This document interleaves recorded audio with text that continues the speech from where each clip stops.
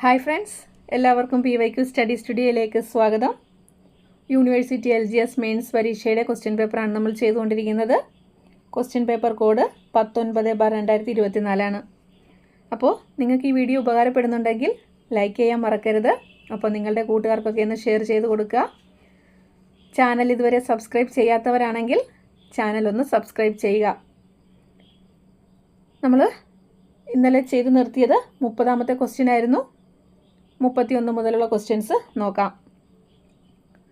കേരളത്തിലെ നദികളെ സംബന്ധിച്ച പ്രസ്താവനകളിൽ ശരിയായത് കണ്ടെത്തുക. കേരളത്തിലെ നദികളെ സംബന്ധിച്ച പ്രസ്താവനകളിൽ ശരിയായതാണ് ചോദിച്ചേക്കുന്നത്. 1. കിഴക്കോട്ടൊഴുകുന്ന നദികൾ കബനി, ഭവാനി, പാമ്പാർ. 2. പെരിങ്ങൽകുത്ത് ജലവൈദ്യുത പദ്ധതി പെരിയാർ നദിയിൽ സ്ഥിതി ചെയ്യുന്നു. 3. ഏറ്റവും നീളമുള്ള നദികളിൽ 2ാം സ്ഥാനം ഭാരതപ്പുഴയ്ക്കാണ്. ഇതിൽ ശരിയായിട്ടുള്ളത് 1ഉം 3ഉം പ്രസ്താവനകളാണ്. 1ഉം 3ഉമാണ് ഇവിടെ ശരിയായിട്ടുള്ളത്. പെരിങ്ങൽകുത്ത് ജലവൈദ്യുത പദ്ധതി സ്ഥിതി ചെയ്യുന്നത് പെരിയാർ നദിയിലല്ല, തൃശ്ശൂർ ജില്ലയിലെ ചാലക്കുടി പുഴയിലാണ് പെരിങ്ങൽകുത്ത് ജലവൈദ്യുത പദ്ധതി സ്ഥിതി ചെയ്യുന്നത്. പശ്ചിമഘട്ടത്തിൽ നിന്നാണ് കേരളത്തിലെ നദികളെല്ലാം ഉത്ഭവിക്കുന്നത് അല്ലേ? കേരളത്തിലെ നദികൾ ഉത്ഭവിക്കുന്നത് പശ്ചിമഘട്ടത്തിൽ നിന്നാണ്. കേരളത്തിലെ നദികളുടെ എണ്ണം എത്രയാണ്? 44. കേരളത്തിലെ നദികളുടെ എണ്ണം 44 ഈ നദികളിൽ 41 എണ്ണം പടിഞ്ഞാറോട്ടും 3 എണ്ണം കിഴക്കോട്ടുമാണ് ഒഴുകുന്നത്. കബനി, ഭവാനി, പാമ്പാർ എന്നീ 3 നദികളാണ് കിഴക്കോട്ട് ഒഴുകുന്നത്. അപ്പോൾ 41 നദികൾ പടിഞ്ഞാറോട്ടും 3 എണ്ണം കിഴക്കോട്ടും ഒഴുകുന്നു. കിഴക്കോട്ടൊഴുകുന്ന 3 നദികളാണ് കബനി, ഭവാനി, പാമ്പാർ. ഈ 3 നദികളും കാവേരി നദിയുടെ പോഷക നദികളാണ്. കിഴക്കോട്ടൊഴുകുന്ന ഈ 3 നദികളും കാവേരി നദിയുടെ പോഷക നദികളാണ്. കിഴക്കോട്ടൊഴുകുന്ന നദികളിൽ ഏറ്റവും നീളം കൂടിയത് കബനിക്കും ഏറ്റവും നീളം കുറഞ്ഞത് പാമ്പാറിനുമാണ്. കിഴക്കോട്ടൊഴുകുന്ന നദികളിൽ ഏറ്റവും നീളം കൂടിയത് ആരാണ്? കബനി നദിയാണ്. ഏറ്റവും നീളം കുറഞ്ഞത് പാമ്പാർ. കേരളത്തിലെ ഏറ്റവും വലിയ നദിയാണ് പെരിയാർ. കേരളത്തിലെ ഏറ്റവും വലിയ നദി ഏതാണ്? പെരിയാർ. 244 കിലോമീറ്ററാണ് പെരിയാറിൻ്റെ നീളം എന്ന് പറയുന്നത്. പെരിയാറിൻ്റെ നീളം എത്രയാണ്? 244 കിലോമീറ്റർ. കേരളത്തിലെ 2ാമത്തെ വലിയ നദിയാണേത്? ഭാരതപ്പുഴ. 209 കിലോമീറ്ററാണ് ഭാരതപ്പുഴയുടെ നീളം. ഭാരതപ്പുഴയുടെ നീളം 209 കിലോമീറ്റർ. കേരളത്തിലെ ഏറ്റവും വലിയ നദിയാണ് മഞ്ചേശ്വരം പുഴ. ക്ഷമിക്കണം, കേരളത്തിലെ ഏറ്റവും ചെറിയ നദിയാണ് മഞ്ചേശ്വരം പുഴ. 16 കിലോമീറ്ററാണ് മഞ്ചേശ്വരം പുഴയുടെ നീളം. കേരളത്തിലെ ഏറ്റവും ചെറിയ നദി മഞ്ചേശ്വരം പുഴ. 16 കിലോമീറ്ററാണ് മഞ്ചേശ്വരം പുഴയുടെ നീളം. ദക്ഷിണ കേരളത്തിലെ ഏറ്റവും ചെറിയ നദിയാണ് അയിരൂർ പുഴ. കേരളത്തിലെ ഏറ്റവും ചെറിയ നദി മഞ്ചേശ്വരം പുഴ. ദക്ഷിണ കേരളത്തിലെ ഏറ്റവും ചെറിയ നദി അയിരൂർ പുഴ. തിരുവനന്തപുരം ജില്ലയിലെ അയിരൂർ പുഴ. 17 കിലോമീറ്ററാണ് അയിരൂർ പുഴയുടെ നീളം. ഇനി കടലിൽ പതിക്കുന്നതിൽ വെച്ചിട്ട് കേരളത്തിലെ ഏറ്റവും ചെറിയ നദി ചോദിച്ചാൽ അത് രാമപുരം പുഴയാണ്. കടലിൽ പതിക്കുന്നവയിൽ കേരളത്തിലെ ഏറ്റവും ചെറിയ നദി ഏതാണ്? രാമപുരം പുഴ. 19 കിലോമീറ്ററാണ് രാമപുരം പുഴയുടെ നീളം.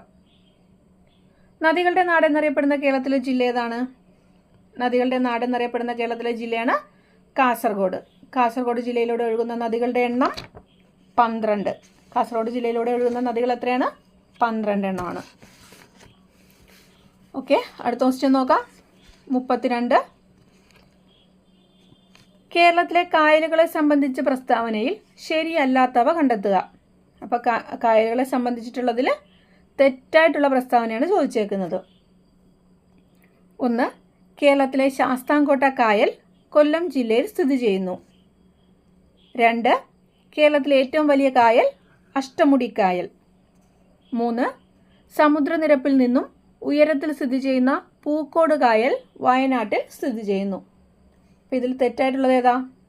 2ാമത്തെ സ്റ്റേറ്റ്മെൻ്റ് ആണ്. 2ാമത്തെ സ്റ്റേറ്റ്മെൻറ്റ് മാത്രമാണ് തെറ്റായിട്ടുള്ളത്. കേരളത്തിലാകെ എത്ര കായലുകളാണ് ഉള്ളത്? 34. കേരളത്തിലാകെ കായലുകൾ 34 എണ്ണം. അതിൽ കടലുമായിട്ട് നേരിട്ട് ബന്ധപ്പെട്ട് കിടക്കുന്ന കായലുകൾ 27 എണ്ണവും ശുദ്ധജല തടാകങ്ങളുടെ എണ്ണം 7ഉമാണ്. കടലുമായിട്ട് നേരിട്ട് ബന്ധപ്പെട്ട് കിടക്കുന്ന കായലുകളുടെ എണ്ണം എത്രയാണ്? 27. ശുദ്ധജല തടാകങ്ങളുടെ എണ്ണം 7. കേരളത്തിലെ ഏറ്റവും വലിയ ശുദ്ധജല തടാകമാണ് ശാസ്താംകോട്ട കായൽ. കേരളത്തിലെ ഏറ്റവും വലിയ ശുദ്ധജല തടാകം ഏതാണ്? ശാസ്താംകോട്ട കായലാണ്. കേരളത്തിലെ രണ്ടാമത്തെ വലിയ ശുദ്ധജല തടാകമാണ് വെള്ളായണിക്കായൽ. രണ്ടാമത്തെ വലിയ ശുദ്ധജല തടാകം ഏതാണ്? വെള്ളായണിക്കായൽ. കേരളത്തിലെ ഏറ്റവും വലിയ കായൽ വേമ്പനാട്ട് കായലാണ്. കേരളത്തിലെ ഏറ്റവും വലിയ കായൽ ഏതാണ്? വേമ്പനാട്ട് കായൽ. ഏറ്റവും വലിയ രണ്ടാമത്തെ കായലാണ് അഷ്ടമുടിക്കായൽ. കേരളത്തിലെ ഏറ്റവും വലിയ കായൽ വേമ്പനാട്ട് കായൽ, രണ്ടാമത്തെ വലിയ കായൽ അഷ്ടമുടിക്കായൽ. കേരളത്തിൻ്റെ വടക്കേ അറ്റത്തെ കായൽ ഏതാ? കാസർഗോഡ് ജില്ലയിൽ സ്ഥിതി ചെയ്യുന്ന ഉപ്പളക്കായൽ. കേരളത്തിൻ്റെ വടക്കേ അറ്റത്തെ കായലാണ് ഉപ്പളക്കായൽ. കേരളത്തിൻ്റെ തെക്കേ അറ്റത്തെ കായലാണ് വേളിക്കായൽ. തിരുവനന്തപുരം ജില്ലയിലെ വേളിക്കായലാണ് കേരളത്തിൻ്റെ തെക്കേ അറ്റത്തെ കായൽ.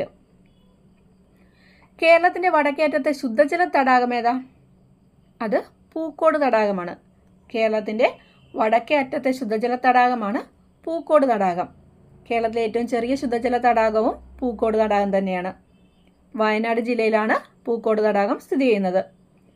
ഇന്ത്യയുടെ ഭൂപടത്തിൻ്റെ ആകൃതിയിലുള്ള തടാകമാണിത്, പൂക്കോട് തടാകം എന്ന് പറയുന്നത്. ഇന്ത്യയുടെ ഭൂപടത്തിൻ്റെ ആകൃതിയിലുള്ള തടാകമാണ് പൂക്കോട് തടാകം. സമുദ്രനിരപ്പിൽ നിന്നും ഏറ്റവും ഉയരത്തിൽ സ്ഥിതി ചെയ്യുന്ന കേരളത്തിലെ തടാകം ചോദിച്ചാലും ഉത്തരം പൂക്കോട് തടാകമാണ്. ഇനി തെക്കേ അറ്റത്തെ ശുദ്ധജല തടാകം ചോദിച്ചാൽ അത് വെള്ളായണിക്കായലാണ്. തെക്കേ അറ്റത്തെ ശുദ്ധജല തടാകം ഏതാണ്? വെള്ളായണിക്കായൽ. അത് തിരുവനന്തപുരം ജില്ലയിലാണ് സ്ഥിതി ചെയ്യുന്നത്. കേരളത്തിലെ മനുഷ്യനിർമ്മിത ശുദ്ധജല തടാകം ഏതാണ്? കേരളത്തിലെ മനുഷ്യനിർമ്മിത ശുദ്ധജല തടാകം ചോദിച്ചാൽ അതിൻ്റെ ഉത്തരം കോഴിക്കോട് ജില്ലയിൽ സ്ഥിതി ചെയ്യുന്ന മാനാഞ്ചിറ തടാകമാണ്. മനുഷ്യനിർമ്മിത ശുദ്ധജല തടാകം ഏതാണ്? കോഴിക്കോട് ജില്ലയിലെ മാനാഞ്ചിറ തടാകം. അടുത്ത ക്വസ്റ്റ്യൻ നോക്കാം. 33. താഴെ പറയുന്ന പ്രസ്താവനകളിൽ ശരിയായത് കണ്ടെത്തുക. ഇവിടെ ശരിയായിട്ടുള്ളതാണ് ചോദിച്ചേക്കുന്നത്. 1. കൊല്ലത്തെ തമിഴ്നാടുമായി ബന്ധിപ്പിക്കുന്ന ചുരം താമരശ്ശേരി ചുരം. 2. വയനാട് ചുരം സ്ഥിതി ചെയ്യുന്ന ജില്ല കോഴിക്കോട്. 3. കേരളത്തിലെ ഏറ്റവും വലിയ ചുരം പാലക്കാട് ചുരം. ശരിയായിട്ടുള്ളതാണ് ചോദിച്ചേക്കുന്നത്. ഇവിടെ 2ഉം 3ഉമാണ് ശരിയായിട്ടുള്ളത്. 2ഉം 3ഉമാണ് ശരിയായിട്ടുള്ളത്. കൊല്ലത്തെ തമിഴ്നാടുമായിട്ട് ബന്ധിപ്പിക്കുന്ന ചുരം ഏതാണ്? അത് ആര്യങ്കാവ് ചുരമാണ്. താമരശ്ശേരി ചുരമല്ല, ആര്യങ്കാവ് ചുരമാണ് കൊല്ലത്തെ തമിഴ്നാടുമായിട്ട് ബന്ധിപ്പിക്കുന്നത്. കൊല്ലം ജില്ലയിലെ പുനലൂരിനെ ചെങ്കോട്ടയുമായിട്ടാണിത് ബന്ധിപ്പിക്കുന്നത്. കുറച്ച് ചുരങ്ങളും അത് ബന്ധിപ്പിക്കുന്ന സ്ഥലങ്ങളും ഒന്ന് നോക്കാം. തിരുവനന്തപുരത്തെ തിരുനെൽവേലിയുമായിട്ട് ബന്ധിപ്പിക്കുന്ന ചുരം ഏതാ? ആലുവാമൊഴി ചുരം. തിരുവനന്തപുരത്തെ തിരുനെൽവേലിയുമായിട്ട് ബന്ധിപ്പിക്കുന്ന ചുരമാണ് ആലുവാമൊഴി ചുരം. അതുപോലെ ഇടുക്കിയെ മധുരയുമായി ബന്ധിപ്പിക്കുന്ന ചുരമാണ് ബോഡി നായ്ക്കന്നൂർ ചുരം. ഇടുക്കിയെ മധുരയുമായി ബന്ധിപ്പിക്കുന്നത് ബോഡി നായ്ക്കന്നൂർ ചുരം. പാലക്കാടിനെ കോയമ്പത്തൂരുമായിട്ട് ബന്ധിപ്പിക്കുന്ന ചുരമാണ് പാലക്കാട് ചുരം. കേരളത്തിലെ ഏറ്റവും വലിയ ചുരമാണ് പാലക്കാട് ചുരം. പാലക്കാട് ചുരം ബന്ധിപ്പിക്കുന്നത് പാലക്കാടിനെ കോയമ്പത്തൂരുമായിട്ടാണ്. ഇനി താമരശ്ശേരി ചുരം അഥവാ വയനാട് ചുരം ബന്ധിപ്പിക്കുന്നത് കോഴിക്കോടിനെ മൈസൂരുമായിട്ടാണ്. കോഴിക്കോടിനെ മൈസൂരുമായിട്ട് ബന്ധിപ്പിക്കുന്ന ചുരമാണ് താമരശ്ശേരി ചുരം അഥവാ വയനാട് ചുരം എന്ന് പറയുന്നത്. മാനന്തവാടിയെ മൈസൂരുമായിട്ട് ബന്ധിപ്പിക്കുന്നത് ഏതാ? അത് പെരിയ ചുരമാണ്. മാനന്തവാടിയെ മൈസൂരുമായിട്ട് ബന്ധിപ്പിക്കുന്ന ചുരം പെരിയ ചുരം. വയനാടിനെ കണ്ണൂരുമായിട്ട് ബന്ധിപ്പിക്കുന്ന ചുരമാണ് പാൽ ചുരം. വയനാടിനെ കണ്ണൂരുമായിട്ട് ബന്ധിപ്പിക്കുന്ന ചുരം പാൽ ചുരം. കണ്ണൂരിനെ കൂർഗുമായിട്ട് ബന്ധിപ്പിക്കുന്നതാണ് പേരമ്പാടി ചുരം. കണ്ണൂരിനെ കൂർഗുമായിട്ട് ബന്ധിപ്പിക്കുന്ന ചുരം പേരമ്പാടി ചുരം.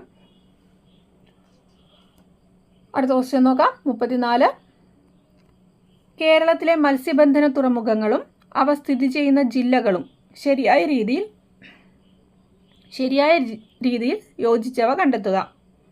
മത്സ്യബന്ധന തുറമുഖങ്ങളും അവ സ്ഥിതി ചെയ്യുന്ന ജില്ലകളുമാണ് ശരിയായിട്ടുള്ളതാണ് കണ്ടെത്തേണ്ടത്. 1. നീണ്ടകര തിരുവനന്തപുരം. 2. അഴീക്കൽ കണ്ണൂർ.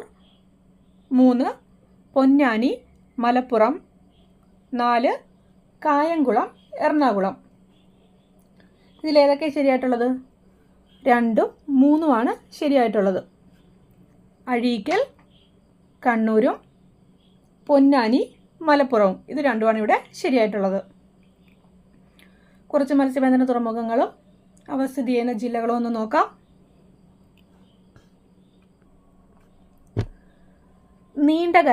നീണ്ടകര മത്സ്യബന്ധന തുറമുഖം സ്ഥിതി ചെയ്യുന്നത് കൊല്ലം ജില്ലയിലാണ്. അതുപോലെ തങ്കശ്ശേരിയും കൊല്ലം ജില്ലയിലാണ്. അപ്പോൾ കൊല്ലം ജില്ലയിൽ സ്ഥിതി ചെയ്യുന്ന 2 തുറമുഖങ്ങളാണ് നീണ്ടകരയും തങ്കശ്ശേരിയും. മുനമ്പം സ്ഥിതി ചെയ്യുന്നത് എറണാകുളം ജില്ലയിലാണ്. മുനമ്പം സ്ഥിതി ചെയ്യുന്നത് എവിടെയാണ്? എറണാകുളം ജില്ല.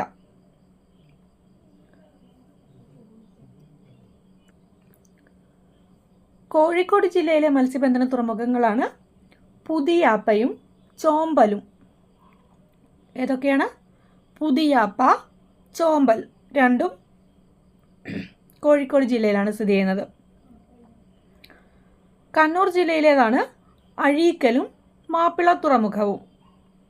അഴീക്കലും മാപ്പിള തുറമുഖവും സ്ഥിതി ചെയ്യുന്നത് കണ്ണൂരിലാണ്. ചെറുവത്തൂർ സ്ഥിതി ചെയ്യുന്നത് കാസർഗോഡ് ജില്ലയിലാണ്. ചെറുവത്തൂർ മത്സ്യബന്ധന തുറമുഖം എവിടെയാണ്? കാസർഗോഡ് ജില്ലയിലാണ്. ചേറ്റുവ മത്സ്യബന്ധന തുറമുഖം തൃശ്ശൂർ ജില്ലയിലാണ്. ചേറ്റുവ തൃശ്ശൂർ ജില്ലയിൽ. തിരുവനന്തപുരം ജില്ലയിൽ സ്ഥിതി ചെയ്യുന്നതാണ് വിഴിഞ്ഞവും മുതലപ്പുഴയും. വിഴിഞ്ഞവും മുതലപ്പുഴയോടെയാണ് തിരുവനന്തപുരത്താണ്. പൊന്നാനി മലപ്പുറം ജില്ലയിൽ. പൊന്നാനി എവിടെയാണ്? മലപ്പുറം ജില്ല. അതുപോലെ ചെത്തി ആലപ്പുഴ ജില്ല. ചെത്തി ആലപ്പുഴ ജില്ലയിലുമാണ് സ്ഥിതി ചെയ്യുന്നത്. 35ാമത്തെ ക്വസ്റ്റ്യൻ നോക്കാം. കേരളത്തിലെ വൈദ്യുത പദ്ധതി സംബന്ധിച്ച് ശരിയായ പ്രസ്താവനകൾ കണ്ടെത്തുക. കേരളത്തിലെ വൈദ്യുത പദ്ധതി സംബന്ധിച്ച് ശരിയായ പ്രസ്താവനകളാണ് ചോദിച്ചേക്കുന്നത്. 1. കേരളത്തിലെ വൈദ്യുത ഉൽപ്പാദനത്തിൻ്റെ പ്രധാന സ്രോതസ്സ് ജലമാണ്. 2. കേരളത്തിലെ ആദ്യ ജലവൈദ്യുത പദ്ധതി പള്ളിവാസൽ. 3. കേരളത്തിലെ ഏറ്റവും വലിയ ജലവൈദ്യുത പദ്ധതി ഇടുക്കി ജലവൈദ്യുത പദ്ധതിയാണ്. ഇതിൽ തന്നിരിക്കുന്ന 3ഉം ശരിയായിട്ടുള്ളവയാണ്. ആൻസർ ഓപ്ഷൻ ഡി എല്ലാം ശരിയാണ്. ജലവൈദ്യുത പദ്ധതികൾ കേരളത്തിൽ പ്രവർത്തിക്കുന്നത് KSEBയുടെ കീഴിലാണ്. ജലവൈദ്യുത പദ്ധതികൾ കേരളത്തിൽ പ്രവർത്തിക്കുന്നത് KSEBയുടെ കീഴിലാണ്. വൈദ്യുതി, അനർട്ട് എന്നിവയുടെ ചുമതല സംസ്ഥാന വൈദ്യുത വകുപ്പ് മന്ത്രിക്കാണ്. വൈദ്യുതി, അനർട്ട് എന്നിവയുടെ ചുമതല ആർക്കാണ്? സംസ്ഥാന വൈദ്യുത വകുപ്പ് മന്ത്രിക്ക്. നിലവിലെ വൈദ്യുത വകുപ്പ് മന്ത്രി ആരാണ്? നിലവിലെ വൈദ്യുത വകുപ്പ് മന്ത്രി കെ കൃഷ്ണൻകുട്ടി. ആരാണ്? കെ കൃഷ്ണൻകുട്ടി. KSEB നിലവിൽ വന്നത് 1957 മാർച്ച് 31-നാണ്. KSEB നിലവിൽ വന്നത് എന്നാണ്? 1957 മാർച്ച് 31-ന്. ആസ്ഥാനം തിരുവനന്തപുരം ജില്ലയിലെ വൈദ്യുതി ഭവൻ. KSEBയുടെ ആസ്ഥാനം ഏതാണ്? തിരുവനന്തപുരം ജില്ലയിലെ വൈദ്യുതി ഭവൻ. KSEBയുടെ ആപ്തവാക്യമാണ് കേരളത്തിൻ്റെ ഊർജം. KSEBയുടെ ആപ്തവാക്യം ഏതാണ്? കേരളത്തിൻ്റെ ഊർജം. ഇനി 1986-ലാണ് തിരുവനന്തപുരം ആസ്ഥാനമായിട്ട് അനർട്ട് നിലവിൽ വന്നത്. അനർട്ട് എന്നാണ്? 1986 ആസ്ഥാനം തിരുവനന്തപുരം. സൗരോർജ്ജത്തിൽ നിന്ന് വൈദ്യുതി ഉൽപ്പാദിപ്പിക്കുന്നതിനുള്ള അനർട്ടിൻ്റെ പദ്ധതിയാണ് ഏത്? സൗര തേജസ്. സൗരോർജ്ജത്തിൽ നിന്ന് വൈദ്യുതി ഉൽപ്പാദിപ്പിക്കുന്നതിനുള്ള അനർട്ടിൻ്റെ പദ്ധതിയാണ് സൗര തേജസ്. ഉൽപ്പാദിപ്പിക്കുന്ന വൈദ്യുതിയുടെ അടിസ്ഥാനത്തിൽ KSEB ജലവൈദ്യുത പദ്ധതികളെ 3ആയിട്ട് തിരിച്ചിട്ടുണ്ട്. ഉൽപ്പാദിപ്പിക്കുന്ന വൈദ്യുതി അടിസ്ഥാനത്തിൽ KSEB ജലവൈദ്യുത പദ്ധതികളെ എത്രയായിട്ട് തിരിച്ചിരിക്കുന്നു? 3ആയിട്ട്. ഏതൊക്കെയാണ്? വൻകിട ജലവൈദ്യുത പദ്ധതികൾ, ചെറുകിട ജലവൈദ്യുത പദ്ധതികൾ, സ്വകാര്യ ജലവൈദ്യുത പദ്ധതികൾ. ഏതൊക്കെയാണ് 3എണ്ണം? വൻകിട ജലവൈദ്യുത പദ്ധതി, ചെറുകിട ജലവൈദ്യുത പദ്ധതി, സ്വകാര്യ ജലവൈദ്യുത പദ്ധതി. വൈദ്യുതി ഉൽപ്പാദനം മാത്രം ലക്ഷ്യം വയ്ക്കുന്നതും കൂടുതൽ മെഗാവാട്ടിൽ ഉൽപ്പാദിപ്പിക്കുന്നതുമായിട്ടുള്ള പദ്ധതികളാണ് വൻകിട ജലവൈദ്യുത പദ്ധതികൾ. വൈദ്യുതി ഉൽപ്പാദനം മാത്രം ലക്ഷ്യം വയ്ക്കുന്നതും കൂടുതൽ മെഗാവാട്ടിൽ ഉൽപ്പാദിപ്പിക്കുന്നതുമായിട്ടുള്ള പദ്ധതിയാണ് ഏത്? വൻകിട ജലവൈദ്യുത പദ്ധതി. ഇടുക്കി, കുറ്റ്യാടി, പള്ളിവാസൽ, ചെങ്കുളം, ശബരിഗിരി, പെരിങ്ങൽകുത്ത്, ഷോളയാർ തുടങ്ങിയവയെല്ലാം എന്താണ്? വൻകിട ജലവൈദ്യുത പദ്ധതികളാണ്. ഏതൊക്കെയാണ്? ഇടുക്കി, കുറ്റ്യാടി, പള്ളിവാസൽ, ചെങ്കുളം, ശബരഗിരി, പെരിങ്ങൽകുത്ത്, ഷോളയാർ ഇതെല്ലാം വൻകിട ജലവൈദ്യുത പദ്ധതികളാണ്. ഇനി ചെറിയ തോതിൽ വൈദ്യുതി ഉൽപ്പാദിപ്പിക്കുകയും ജലസേചന പദ്ധതികൾക്കൊപ്പം ജലവൈദ്യുത പദ്ധതികളായിട്ട് പ്രവർത്തിക്കുകയും ചെയ്യുന്നതാണ് ചെറുകിട ജലവൈദ്യുത പദ്ധതികൾ. ചെറിയ തോതിൽ വൈദ്യുതി ഉൽപ്പാദിപ്പിക്കുകയും ജലസേചന പദ്ധതികൾക്കൊപ്പം ജലവൈദ്യുത പദ്ധതികളായിട്ട് പ്രവർത്തിക്കുന്നതുമാണ് എന്ത്? ചെറുകിട ജലവൈദ്യുത പദ്ധതികൾ. പേപ്പാറ, കല്ലട, മലമ്പുഴ മുതലായവ ചെറുകിട ജലവൈദ്യുത പദ്ധതികൾക്ക് ഉദാഹരണങ്ങളാണ്. ഏതൊക്കെയാണ് ചെറുകിട ജലവൈദ്യുത പദ്ധതികൾ? പേപ്പാറ, കല്ലട, മലമ്പുഴ ഇതെല്ലാം ചെറുകിട ജലവൈദ്യുത പദ്ധതികൾക്ക് ഉദാഹരണങ്ങളാണ്. ഇനി ഉൽപ്പാദിപ്പിക്കുന്ന വൈദ്യുതിയുടെ അളവിൽ മാത്രം KSEBിക്ക് അധികാരമുള്ള പദ്ധതികളാണ് സ്വകാര്യ ജലവൈദ്യുത പദ്ധതികൾ. ഉൽപ്പാദിപ്പിക്കുന്ന വൈദ്യുതിയുടെ അളവിൽ മാത്രം KSEBിക്ക് അധികാരമുള്ള പദ്ധതിയാണ് ഏത്? സ്വകാര്യ ജലവൈദ്യുത പദ്ധതികൾ എന്ന് പറയുന്നത്. മണിയാറ്, കൂത്തുങ്കല് എന്നിവ എന്താണ്? സ്വകാര്യ ജലവൈദ്യുത പദ്ധതികളാണ്. ഏതൊക്കെയാണ് സ്വകാര്യ ജലവൈദ്യുത പദ്ധതികൾ? മണിയാറ്, കൂത്തുങ്കല്. കേരളത്തിലെ ആദ്യ ജലവൈദ്യുത പദ്ധതിയാണ് പള്ളിവാസൽ എന്ന് പറയുന്നത്. 1940 പള്ളിവാസൽ പദ്ധതി നിലവിൽ വന്നത്. കേരളത്തിലെ ഏറ്റവും വലിയ ജലവൈദ്യുത പദ്ധതിയാണ് ഇടുക്കി ജലവൈദ്യുത പദ്ധതി. 1975 ഇടുക്കി ജലവൈദ്യുത പദ്ധതി നിലവിൽ വന്നത്. കേരളത്തിലെ രണ്ടാമത്തെ വലിയ ജലവൈദ്യുത പദ്ധതി ശബരിഗിരിയാണ്. പത്തനംതിട്ട ജില്ലയിലെ ശബരിഗിരിയാണ് കേരളത്തിലെ രണ്ടാമത്തെ വലിയ ജലവൈദ്യുത പദ്ധതി എന്ന് പറയുന്നത്. ഓക്കെ, അടുത്ത ക്വസ്റ്റ്യൻ നോക്കാം. 36. കേരളത്തിലെ വന്യജീവി സങ്കേതങ്ങളും അവ സ്ഥിതി ചെയ്യുന്ന ജില്ലകളും ശരിയായി യോജിച്ച ജോഡികൾ കണ്ടെത്തുക. വന്യജീവി സങ്കേതങ്ങളും അവ സ്ഥിതി ചെയ്യുന്ന ജില്ലകളുമാണ് ശരിയായിട്ടുള്ള ജോഡിയാണ് കണ്ടെത്തേണ്ടത്. 1. കരിമ്പുഴ, മലപ്പുറം. 2. ചിമ്മിനി, പാലക്കാട്. 3. ചെന്തുരുണി, കൊല്ലം. 4. ചൂലന്നൂർ, തൃശ്ശൂർ. ഇതിൽ 1ഉം 3ഉമാണ് ശരിയായിട്ടുള്ളത്. ഏതാണ്? കരിമ്പുഴ, മലപ്പുറം, ചെന്തുരുണി, കൊല്ലം. ഇത് രണ്ടുമാണ് ശരിയായിട്ടുള്ളത്. കേരളത്തിലെ ആകെ വന്യജീവി സങ്കേതങ്ങളുടെ എണ്ണം എത്രയാണ്? ആകെ വന്യജീവി സങ്കേതങ്ങളുടെ എണ്ണം 18. കേരളത്തിലെ ആദ്യ വന്യജീവി സങ്കേതമാണ് പെരിയാർ. കേരളത്തിലെ ആദ്യ വന്യജീവി സങ്കേതം ഏതാണ്? പെരിയാർ. കേരളത്തിലെ ഏറ്റവും വലിയ വന്യജീവി സങ്കേതവും ഈ പെരിയാർ തന്നെയാണ്. കേരളത്തിലെ ആദ്യ വന്യജീവി സങ്കേതവും കേരളത്തിലെ ഏറ്റവും വലിയ വന്യജീവി സങ്കേതവും ഏതാണ്? പെരിയാറാണ്. കേരളത്തിലെ ഏറ്റവും അവസാനമായിട്ട് രൂപം കൊണ്ട വന്യജീവി സങ്കേതമാണ് കരിമ്പുഴ. മലപ്പുറം ജില്ലയിലെ കരിമ്പുഴ വന്യജീവി സങ്കേതമാണ് കേരളത്തിൽ ഏറ്റവും അവസാനമായിട്ട് രൂപം കൊണ്ട വന്യജീവി സങ്കേതം. കേരളത്തിലെ ഏറ്റവും ചെറിയ വന്യജീവി സങ്കേതമാണ് മംഗളവനം. എറണാകുളം ജില്ലയിലെ മംഗളവനമാണ് കേരളത്തിലെ ഏറ്റവും ചെറിയ വന്യജീവി സങ്കേതം. ഏറ്റവും കൂടുതൽ വന്യജീവി സങ്കേതങ്ങളുള്ള കേരളത്തിലെ ജില്ല ഏതാണ്? അത് ഇടുക്കി.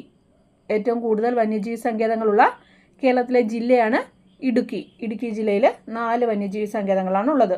ഏതൊക്കെയാണെന്ന് നോക്കാം. പെരിയാർ, ചിന്നാർ, ഇടുക്കി, കുറിഞ്ഞിമല. ഈ 4 വന്യജീവി സങ്കേതങ്ങളും ഇടുക്കി ജില്ലയിലാണ്. ഏതൊക്കെയാണ്?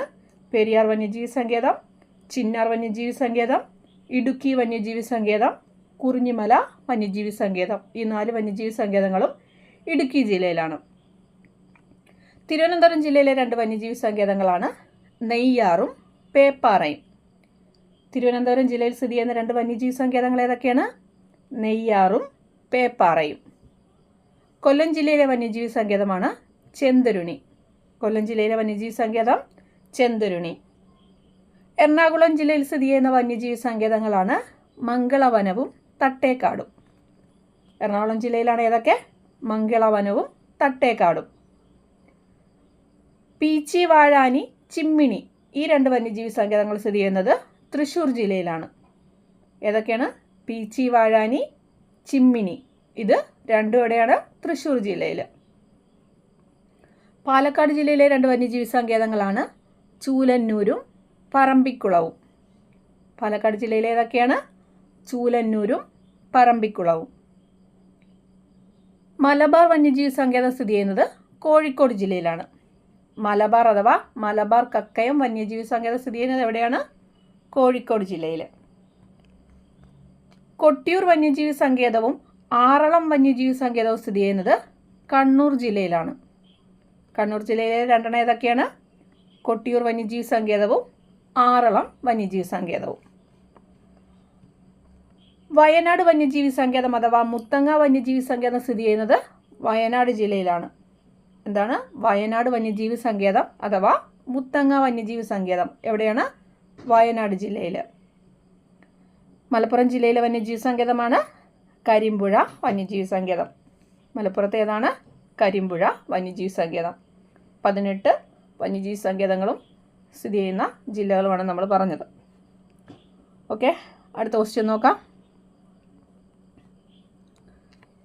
സൈലന്റ് വാലി ദേശീയോദ്യാനം സംബന്ധിച്ച പ്രസ്താവനകളിൽ തെറ്റായത് കണ്ടെത്തുക. സൈലന്റ് വാലിയെ സംബന്ധിച്ച് തെറ്റായിട്ടുള്ളതാണ് ചോദിച്ചേക്കുന്നത്. 1. വംശനാശ ഭീഷണി നേരിടുന്ന സിംഹവാലൻ കുരങ്ങുകളെ കാണപ്പെടുന്നു. 2. ചീവീടുകൾ അപൂർവമായതുകൊണ്ടാണ് ഈ പ്രദേശത്തിന് നിശബ്ദ താഴ്വര എന്ന പേര് വന്നത്. 3.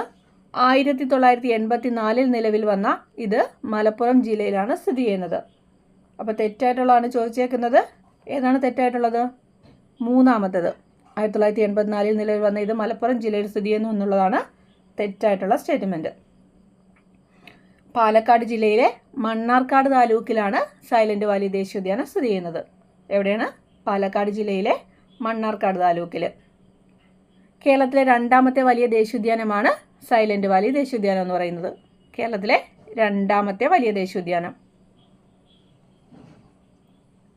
കേരളത്തിലെ ഏക കന്യാവനമാണ് ഇത്? Silent Valley. കേരളത്തിലെ ഏക കന്യാവനമാണ്. അതുപോലെ തന്നെ കേരളത്തിലെ ഏക നിത്യഹരിത മഴക്കാടാണ് സൈലന്റ് വാലി എന്ന് പറയുന്നത്. കേരളത്തിലെ ഏക നിത്യഹരിത മഴക്കാടും കേരളത്തിലെ ഏക കന്യാവനവുമാണ് സൈലന്റ് വാലി. 1984 ഇന്ദിരാഗാന്ധിയാണ് സൈലന്റ് വാലിയെ ദേശീയോദ്യാനമായിട്ട് പ്രഖ്യാപിച്ചത്. 1984 ഇന്ദിരാഗാന്ധിയാണ് സൈലന്റ് വാലിയെ ദേശീയോദ്യാനമായിട്ട് പ്രഖ്യാപിച്ചത്. 1985 രാജീവ് ഗാന്ധി സൈലന്റ് വാലി ദേശീയോദ്യാനം ഉദ്ഘാടനം ചെയ്തു. ഉദ്ഘാടനം ചെയ്ത ആരാണ്? രാജീവ് ഗാന്ധി. 1985 രാജീവ് ഗാന്ധിയാണ് ഉദ്ഘാടനം ചെയ്തത്. മഹാഭാരതത്തിൽ സൈലന്റ് വാലി അറിയപ്പെടുന്നത് സൈരന്ധ്രി വനം എന്നായിരുന്നു. മഹാഭാരതത്തിൽ സൈലന്റ് വാലി അറിയപ്പെട്ടിരുന്നത് എന്താണ്? സൈരന്ധ്രി വനം എന്നാണ്. 2007 സൈലന്റ് വാലിയെ ബഫർ സോണായിട്ട് പ്രഖ്യാപിച്ചത്. സൈലന്റ് വാലിയെ ബഫർ സോണായിട്ട് പ്രഖ്യാപിച്ചതെന്നാണ് 2007. അതുപോലെ സൈലന്റ് വാലി തപാൽ സ്റ്റാമ്പിൽ പ്രത്യക്ഷപ്പെട്ട വർഷം 2009. തപാൽ സ്റ്റാമ്പിൽ പ്രത്യക്ഷപ്പെട്ടത് എപ്പോഴാണ്? 2009. സൈലന്റ് വാലിയോട് ചേർന്ന് അതിർത്തി പങ്കിടുന്ന തമിഴ്നാട്ടിലെ ദേശീയോദ്യാനം ഏതാണ്? മുക്കുർത്തി ദേശീയോദ്യാനം. സൈലന്റ് വാലിയോട് ചേർന്ന് അതിർത്തി പങ്കിടുന്ന തമിഴ്നാട്ടിലെ ദേശീയോദ്യാനമാണ് മുക്കുർത്തി ദേശീയോദ്യാനം. സൈലന്റ് വാലിയിൽ കണ്ടുവരുന്ന പക്ഷിയാണ് ഗ്രേ ഹൈഡഡ് ബുൾബുൾ.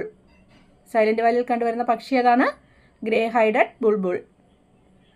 സൈലന്റ് വാലിയിൽ നിന്ന് ഉത്ഭവിക്കുന്ന നദി ഏതാ? തൂതപ്പുഴ. സൈലന്റ് വാലിയിൽ നിന്ന് ഉത്ഭവിക്കുന്ന നദി തൂതപ്പുഴ.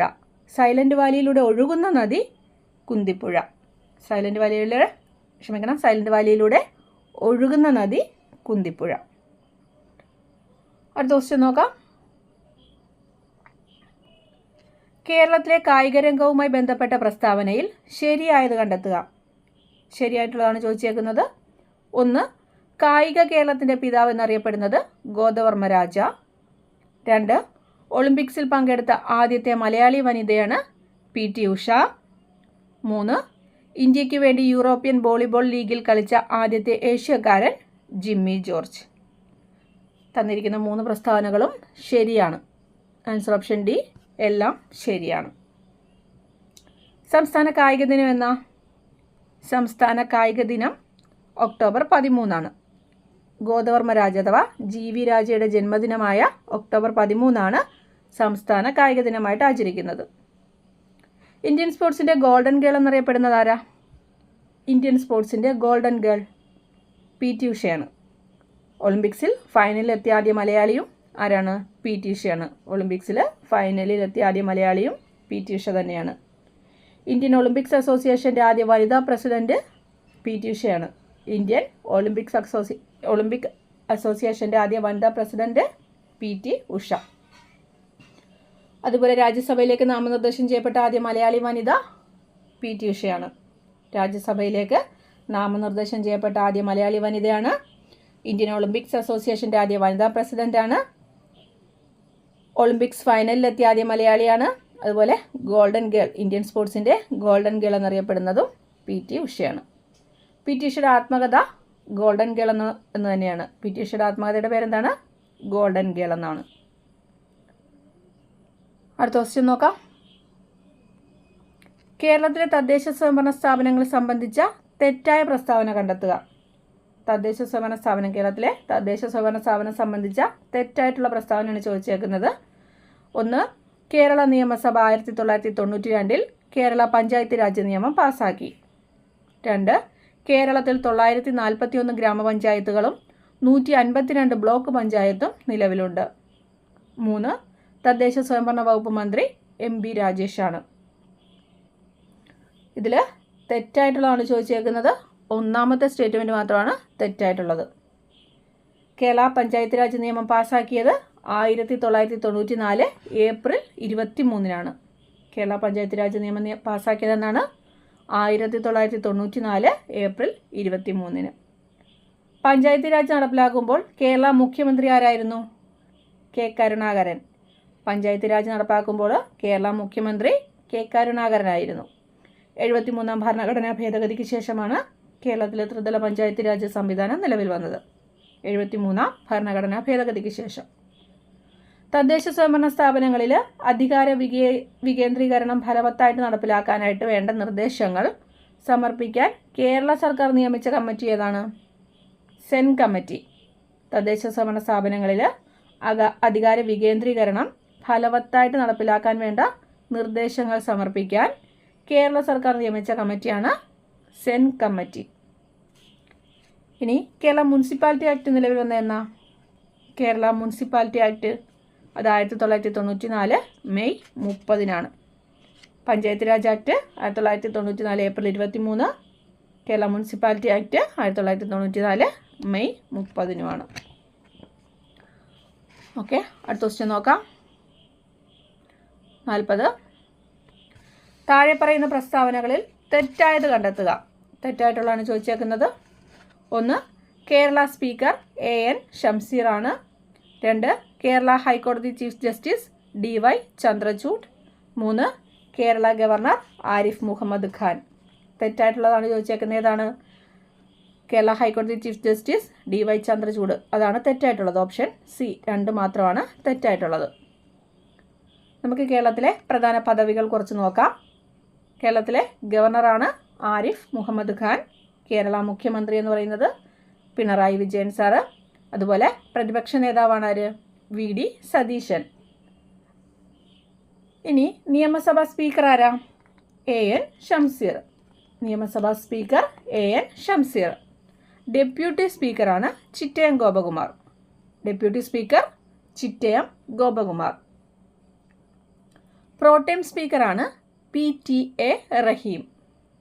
അപ്പോൾ നിയമസഭാ speaker AN Shamseer, deputy speaker Chittayam Gopakumar, pro tem speaker PTA Raheem. ഹൈക്കോടതി chief justice Ashish J Desai ആണ്. ആശിഷ് ജിതേന്ദ്ര ദേശായി അഥവാ ആശിഷ് J ദേശായി ആണ് ഹൈക്കോടതി ചീഫ് ജസ്റ്റിസ്. കേരള DGP ആണ് ഷെയ്ഖ് ദർവേഷ് സാഹിബ്. DGP ഏതാണ്? ഷെയ്ഖ് ദർവേഷ് സാഹിബ്. യുവജന കമ്മീഷൻ അധ്യക്ഷനാണ് M ഷാജർ. കേരള യുവജന കമ്മീഷൻ അധ്യക്ഷൻ M ഷാജർ ആണ്. കേരള സ്പോർട്സ് കൗൺസിൽ പ്രസിഡന്റ് ആരാ? U Sharaf Ali. Kerala state sports council president ആണ് U Sharaf Ali. Kerala chief secretary doctor V Venu. Chief secretary ആരാണ്? ഡോക്ടർ വി വേണു ആണ്. ന്യൂനപക്ഷ കമ്മീഷൻ ചെയർമാനാണ് എ റഷീദ്. ന്യൂനപക്ഷ കമ്മീഷൻ ചെയർമാൻ ആരാണ്? എ റഷീദാണ്. അതുപോലെ കേരള ലോകായുക്തയാണ് എൻ അനിൽകുമാർ. നിലവിലെ കേരള ലോകായുക്തയാണ് N Anilkumar. Advocate general K ഗോപാലകൃഷ്ണക്കുറുപ്പാണ്. Advocate general K Gopalakrishna Kurup. മുഖ്യ തിരഞ്ഞെടുപ്പ് കമ്മീഷണർ ആരാ? കേരളത്തിലെ മുഖ്യ തിരഞ്ഞെടുപ്പ് കമ്മീഷണർ എ ഷാജഹാൻ. കേരളത്തിലെ ചീഫ് ഇലക്ട്രൽ ഓഫീസറാണ് സഞ്ജയ് കൗൾ. മുഖ്യ തിരഞ്ഞെടുപ്പ് കമ്മീഷണർ എ ഷാജഹാനും ചീഫ് ഇലക്ടറൽ ഓഫീസർ സഞ്ജയ് കൗളുമാണ്. മുഖ്യ വിവരാവകാശ കമ്മീഷണറാണ് വി ഹരി നായർ. മുഖ്യ വിവരാവകാശ കമ്മീഷണർ വി ഹരി നായർ. മനുഷ്യാവകാശ കമ്മീഷന്റെ ചെയർമാൻ, നിലവിൽ ആക്ടിംഗ് ചെയർമാനാണുള്ളത് കെ ബൈജുനാഥാണ്. നിലവിൽ മനുഷ്യാവകാശ കമ്മീഷന്റെ ആക്ടിംഗ് ചെയർമാനാണ് കെ ബൈജുനാഥ്. വനിതാ കമ്മീഷൻ അധ്യക്ഷയാണ് പി സതീദേവി. വനിതാ കമ്മീഷൻ അധ്യക്ഷ പി സതീദേവി. ബാലാവകാശ സംരക്ഷണ കമ്മീഷൻ ചെയർമാനാണ് കെ വി മനോജ് കുമാർ. കേരള സംസ്ഥാന ബാലാവകാശ സംരക്ഷണ കമ്മീഷന്റെ ചെയർമാനാണ് കെ വി മനോജ് കുമാർ. അപ്പോൾ ഓക്കെ ഫ്രണ്ട്സ്, ബാക്കി നമുക്ക് അടുത്ത വീഡിയോയിലൂടെ ചെയ്യാം. അപ്പോൾ അടുത്ത വീഡിയോയിലൂടെ കാണും വരെ എല്ലാവർക്കും thank you for watching. By.